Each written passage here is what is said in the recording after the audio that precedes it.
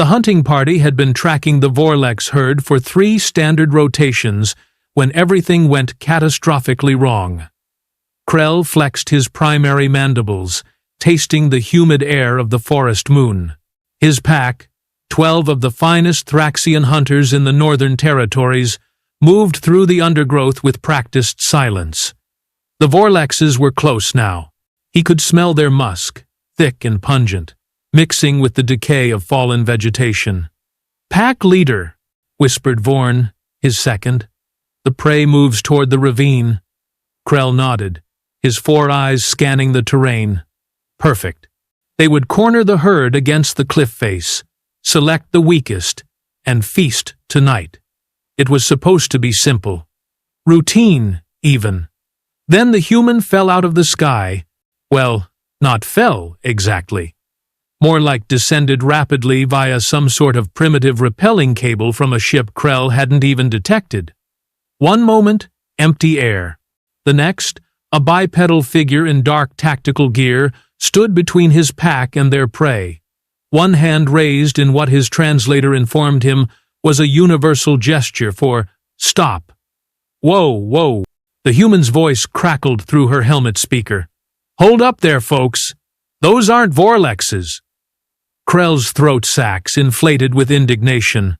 Wasn't this just fantastic? 3 days of tracking, and some mammalian idiot was going to lecture him about prey identification? "Human?" he growled, his translator rendering the words in her language. "You trespass on Thraxian hunting grounds. Remove yourself, or become part of the hunt." The human tilted her head, and Krell could almost feel her smiling behind that opaque visor. "See? That's where we have a problem. First, these aren't hunting grounds. This is a protected conservation zone. Second, those aren't Vorlexes. They're Kelhari cubs." Vorn hissed softly beside him. "She lies, pack leader." "Third," the human continued, apparently not done with her little speech, "even if you didn't know that, which, fair enough, not your planet, I'm still going to have to ask you to back away slowly and pretend this never happened. Because if you harm one scale on those babies, their mother is going to show up. And trust me when I say, you really don't want to meet Mama Kelhari when she's angry." Krell had heard of humans. Everyone had. The galaxy's newest additions to the Galactic Council, barely 2 generations spacefaring, and already making nuisances of themselves with their bizarre biology and even more bizarre behavior. But this was his first encounter with one, and he was not impressed. "One human," he said slowly, "against 12 Thraxian hunters. You are either very brave or very stupid." "Oh, definitely stupid," the human agreed cheerfully. "My therapist back on Luna tells me I have authority issues and a pathological need to protect things. But here's the thing about stupid people. We don't know when to quit." She reached up and removed her helmet. Krell blinked all 4 eyes in succession.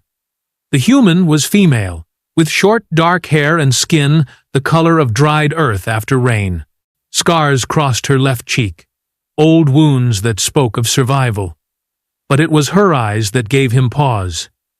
They were brown, ordinary by human standards, he supposed, but they held something he recognized, something every predator knew, the absolute certainty that she would not back down. "My name's Harper Vex, and I'm the conservation warden for this sector." She smiled, and Krell noticed her teeth were surprisingly flat. How did humans even eat meat with those things? "Now, I'm going to count to 5. And you're going to leave. Because in approximately 90 seconds, Mama's going to come back from her hunting trip, and she's going to be very interested in why there are 12 unknown predators near her offspring." "You bluff," Krell said, though something in his primary stomach twisted uneasily. "1," Harper said. Krell's hunting party shifted, uncertain. They looked to him for guidance. He was pack leader. He did not retreat from mammals with inadequate dentition. barely noticeable. 3. Told you. Mama went hunting, and Kalahari have this adorable habit of circling back to their nests from downwind. Super smart animals. The cubs were bait, boys. You were being hunted. The trees exploded. What emerged was not a vorlex. Vorlexes were 3 meters of manageable predator. This thing, this Kalahari matriarch, was 8 meters of armored nightmare. Her scales weren't the mottled brown of vorlexes, but deep crimson edged with black. Her head alone was the size of Krell's entire torso, and her jaws, by the ancestors, her jaws could swallow him whole. She fixed all 6 of her eyes on the hunting party and screamed. The sound vibrated through Krell's bones, triggered every instinct that told him he was suddenly, definitively, prey. "Run!" Krell roared to his pack. They scattered. Training forgotten, hierarchy abandoned, pure survival instinct taking over. The Kalahari lunged. Krell ran. His 4 legs pumped in desperate rhythm, his breath rasping through his secondary spiracles. Behind him, he heard the crashing pursuit of something far too large, far too angry, and far too intent on turning him into a brief, crunchy snack. A hand grabbed his primary arm. The human, Harper, had somehow matched his pace. On 2 legs, 2 laughably short legs, and she wasn't even breathing hard. "This way!" she shouted, yanking him toward a cluster of massive root structures. "Unless you want to be lizard chow, which, no judgment, but seems counterproductive." "You said to run!" Krell gasped. "Yeah, I did. And you actually listened?" Most species stand there, frozen for another 30 seconds. Good survival instincts. They dove into the roots, squeezing through a gap that barely accommodated Krell's bulk. Harper moved with fluid ease, her smaller frame navigating the tight space like she'd been born to it. The Kalahari slammed into the root structure, her massive head pushing through, jaws snapping mere centimeters from Krell's hindquarters. "Keep moving!" Harper shouted. "There's a safe zone 50 meters ahead." "What is a safe zone?" Krell demanded, scrambling forward through the darkness. "A place where she won't follow. Kalahari are territorial, but they respect barrier markers. It's a whole thing." They burst out the other side of the root system into a clearing. Harper immediately pressed something on her wrist device. A shimmer appeared in the air, then solidified into a glowing barrier of hard light. The Kalahari hit it at full charge. The barrier held. Barely. Energy crackled across its surface, and Harper winced.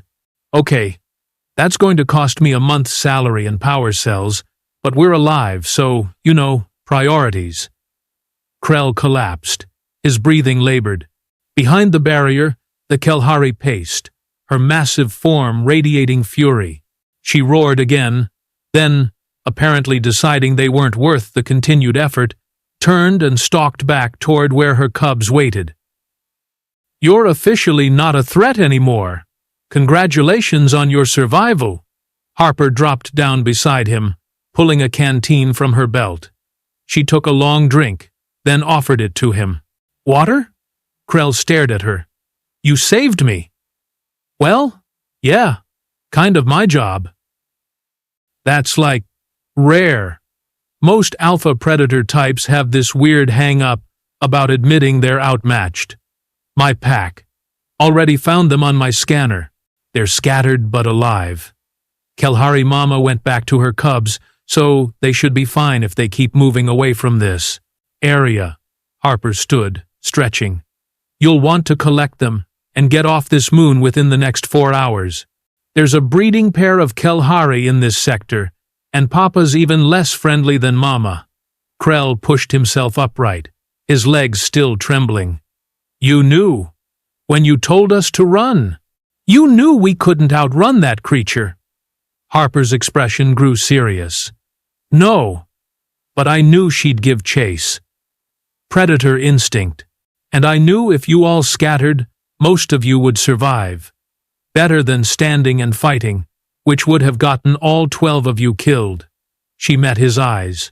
Sometimes, running is the smartest thing an intelligent being can do. Where I come from, Krell said slowly, pack leaders do not run. It is cowardly. Where I come from, Harper replied, we have a saying, you don't have to be faster than the bear. You just have to be faster than the slowest person running from the bear. She grinned. Except I made sure nobody was the slowest today. Team effort. What is bear? Terrifying. Earth predator. Long story. Point is, humans run all the time. From danger, from bad decisions, from relationship problems, you name it. We're excellent runners. And we're even better at running toward things we probably shouldn't. Krell studied this strange creature. She was smaller than him, physically weaker by any measure, her species barely into the galactic community. Yet, she had stood between his hunting party and danger without hesitation, had maneuvered the situation to save not just herself, but him as well. Your planet, he said. Earth. It breeds strange warriors, Harper laughed. It was a bright, genuine sound that seemed at odds with the near-death experience they'd just shared. Nah, Earth doesn't breed warriors. It breeds survivors. And there's a difference. Warriors know when to fight. She tapped his chest with one finger. Survivors know when to run, when to fight, and when to do the really crazy thing and try to talk the angry lizard monster out of eating everyone. That last one worked? Not even a little bit. But hey, bought us time for Plan B. Krell's translator chirped as signals from his scattered pack began checking in. All alive, all accounted for. Against all probability, against everything he'd assumed about humans and their reputation for reckless behavior, this one small mammal had saved his entire hunting party. Thank you, he said finally. Harper Vex of Earth. She nodded. You're welcome, Krell of Thrax. Now, seriously, get your people and get off this moon. And maybe next time you're in the mood for hunting, check the local conservation databases first. Save everyone a lot of trouble. And if we wish to hunt vorlexes? Actual vorlexes? Harper pulled out a datapad, tapped a few commands, and sent the information to his communicator. Vorlex season opens in 3 weeks, on the desert moon of Kravos 4. No protections, fully sanctioned, and the local government actually pays bounties because they're invasive there. Happy hunting. She started walking back toward where her cable still hung from the trees, then paused and looked back. Oh, and Krell? For what it's worth, you made the right call back there, telling your pack to run. Real leadership isn't about never retreating. It's about making sure your people live to see tomorrow. She grinned. Earth might not breed runners, but we sure as hell breed survivors who know running isn't the same as giving up.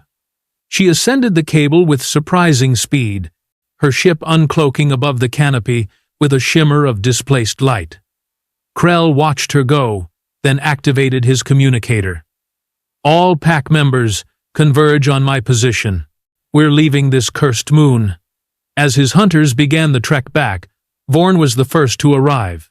His second looked shaken but unharmed. Pack leader, I panicked. I ran. I am shamed. Krell placed a claw on his second's shoulder. You survived. Sometimes, Vorn, that is the greatest victory.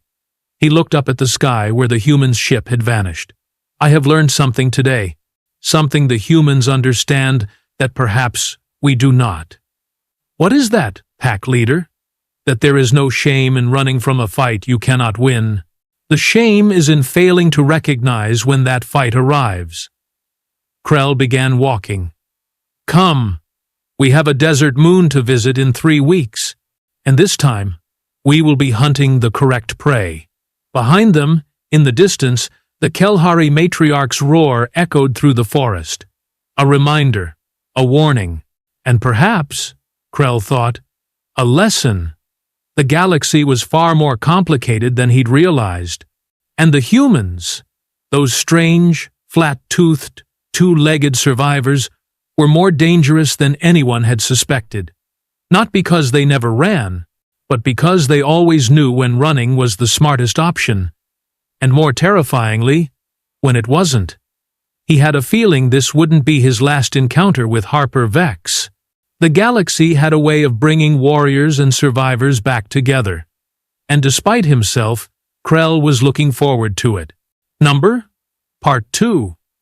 3 cycles later, Krell received a transmission that made his throat sacs tighten, with an emotion he couldn't quite identify. Concern, maybe. Or that peculiar feeling humans called dread. The message was brief, encrypted with Galactic Council priority codes, and contained exactly 7 words. Need your help. Bring your pack. Harper. Vorn noticed his pack leader's stillness. What troubles you? Krell replayed the message. The human. She requests our presence. The conservation warden? Vorn's mandibles clicked nervously. The one who saved us from the Kelhari? The same? Do we? Answer? Krell was silent for a long moment. By all rights, he should ignore this. Humans were unpredictable. Their requests often led to situations that violated several laws of physics and common sense. But she had saved his entire pack when she could have simply left them to their fate. Honor demanded response. Plot a course to these coordinates, Krell said, forwarding the data. And tell the pack to prepare for unusual circumstances. The coordinates led them to a mining station orbiting a gas giant in the outer fringe.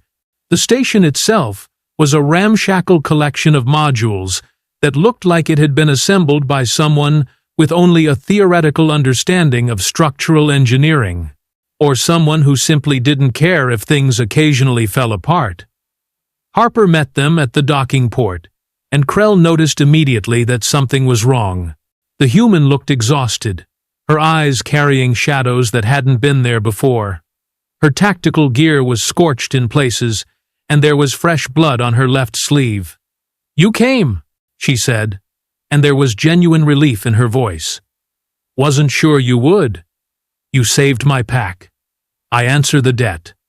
Krell gestured to his hunters, all 12 present. What requires our aid? Harper led them through the station's corridors. The place smelled of recycled air, industrial lubricants, and something else. Fear. The few station inhabitants they passed looked at them with hollow eyes. 2 weeks ago, a mining crew broke through into an unmapped cavern system deep in the asteroid belt, Harper explained. They found something. Eggs. Hundreds of them. What species? Vorn asked. That's the problem. Nobody knows. The eggs don't match any database entry. But 3 days ago, they started hatching. Harper stopped at a sealed bulkhead. The miners panicked, tried to destroy them. Bad move. Turns out the hatchlings are aggressive, fast, and really, really angry about the whole attempted genocide thing. Krell felt his secondary stomach clench. How many? 43 at last count. They've taken over the lower mining levels, killed 6 workers, injured 20 more. The station administrator called the council, but the nearest military response is 8 days out. Harper's jaw tightened. These people don't have 8 days.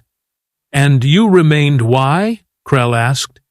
You could have evacuated. Could have, yeah. Harper met his eyes.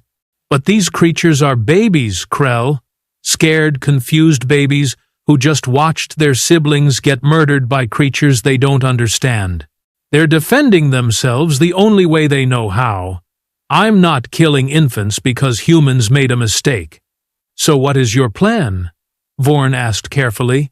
Harper smiled, and it was the same reckless expression Krell remembered from the forest moon. We're going to relocate them, all of them, to a sanctuary world where they can grow up without being bothered by miners or military strikes. The silence that followed was profound. You wish to capture 43 unknown alien predators, Krell said slowly. Transport them across Council space and release them on a protected world. Alive? Yep. This is insane. Probably, but you're still here, so you're at least considering it. Harper pulled up a holographic display. Look, I've been observing them.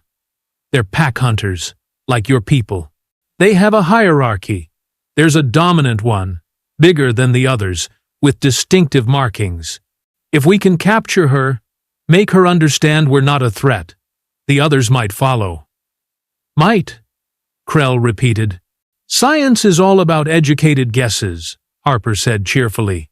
Vorn leaned close to Krell.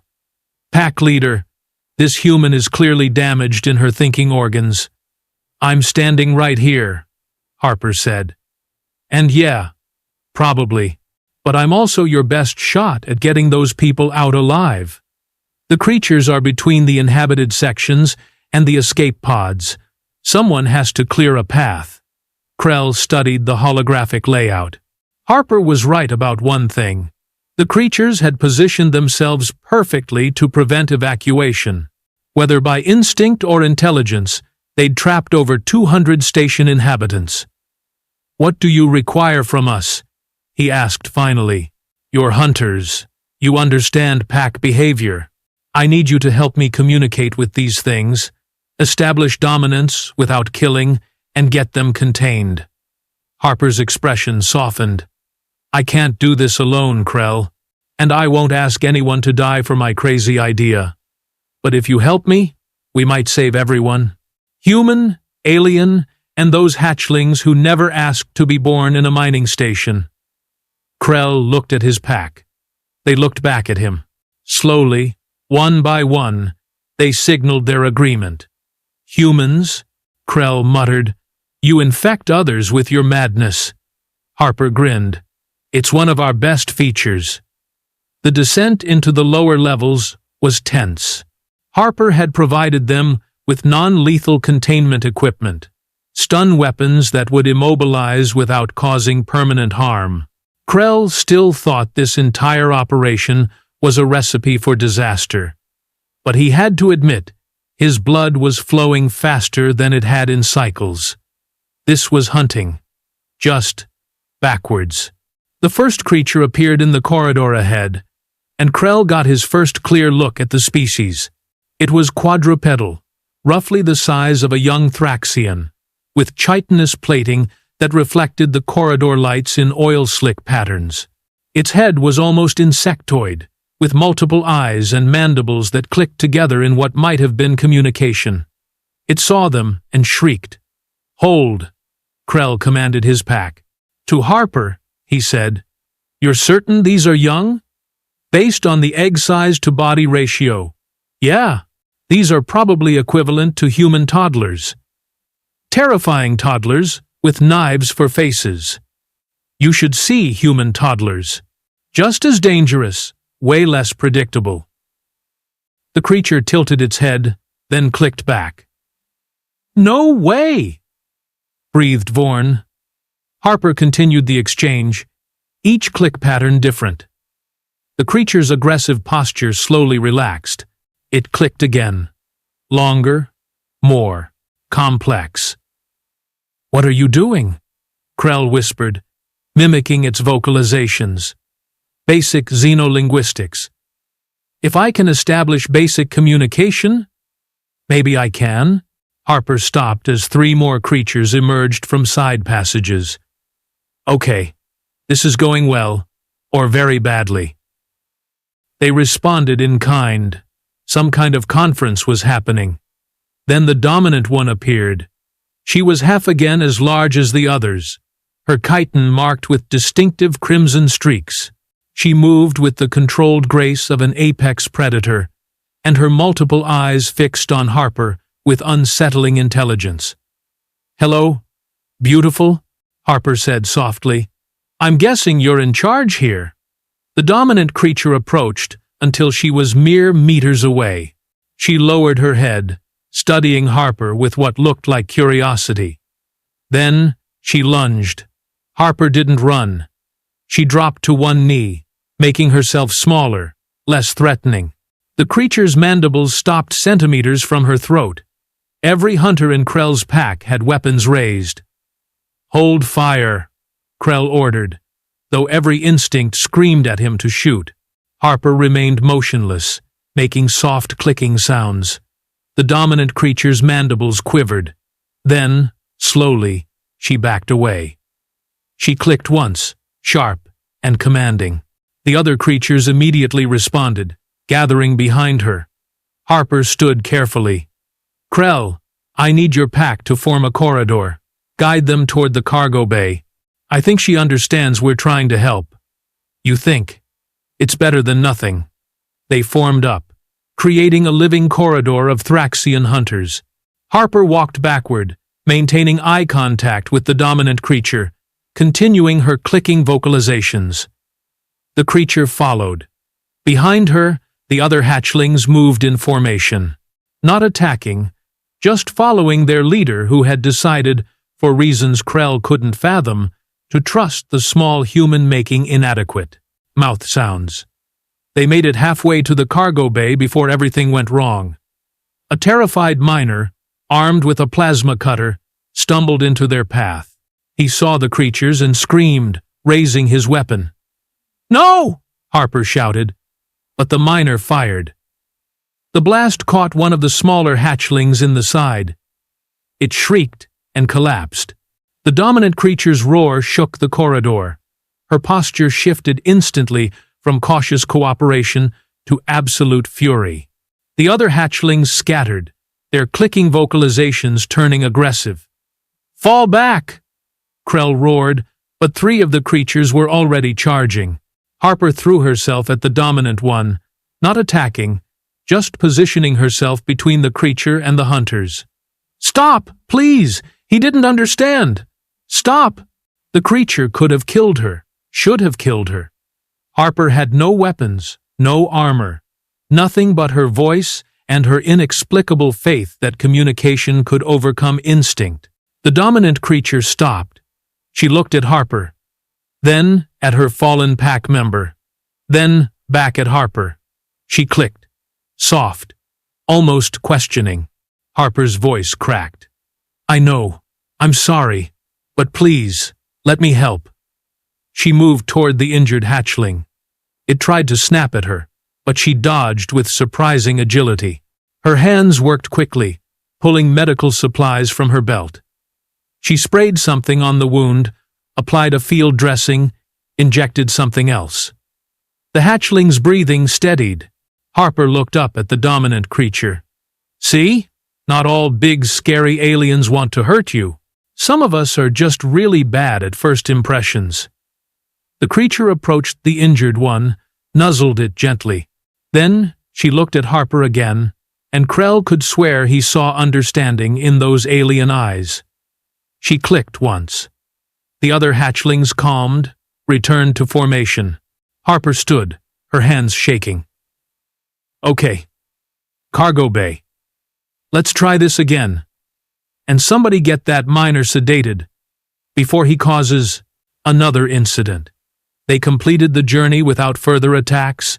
The cargo bay had been converted into a temporary habitat, with heat lamps, food synthesizers, programmed with best-guess nutrition, and comfortable bedding materials.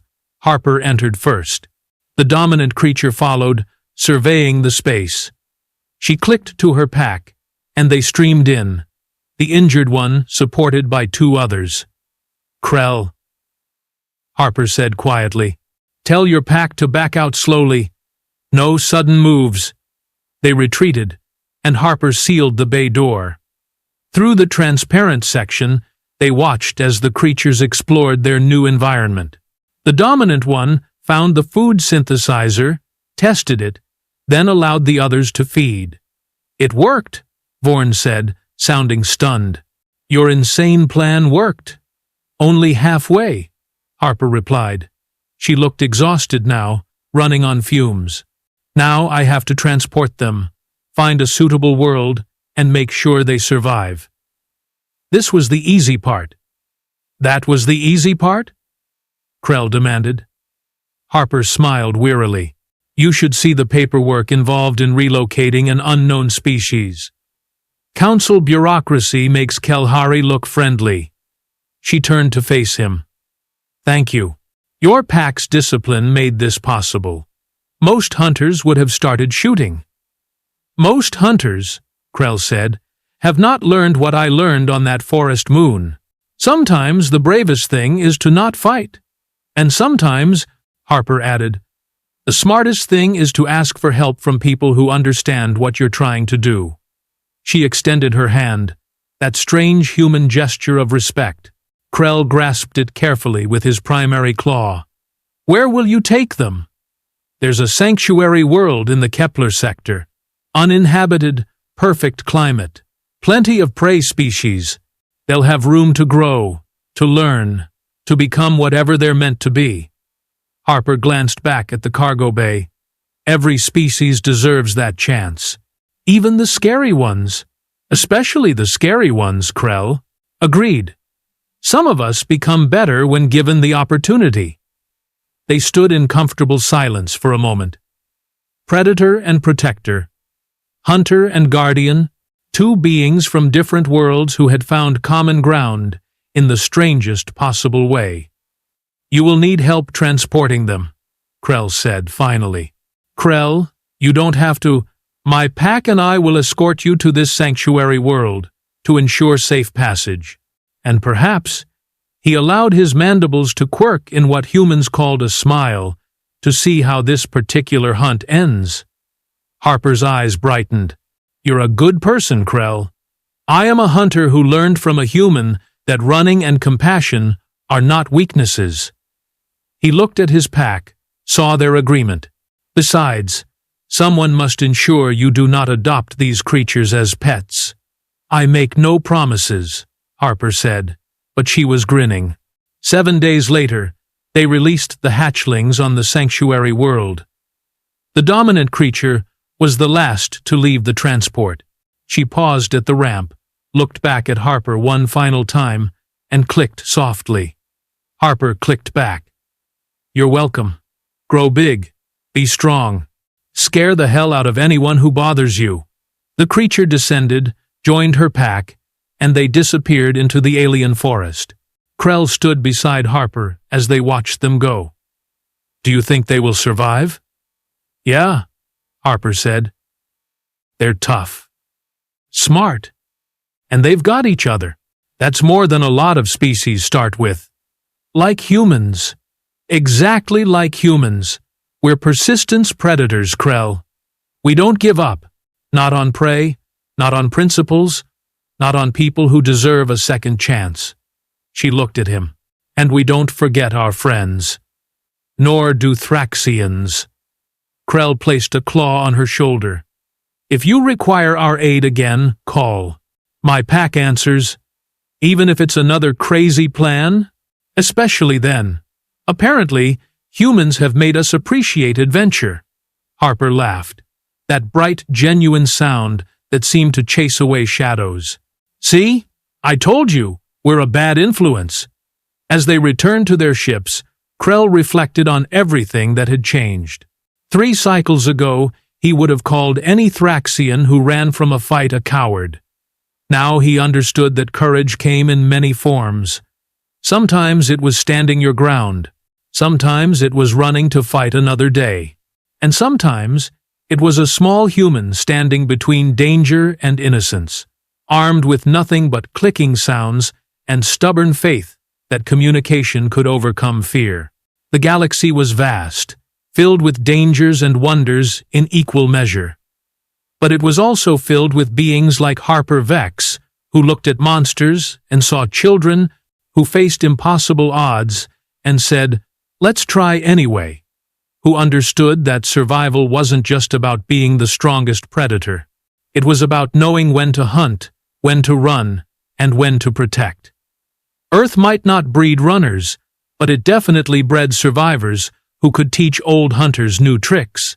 And as Krell's ship departed the sanctuary world, he found himself looking forward to whatever impossible situation would bring them together again. Because, If there was one certainty in this strange, complicated galaxy, it was that Harper Vex would find another lost cause to champion. And when she did, his pack would be there. After all, humans had taught him something valuable.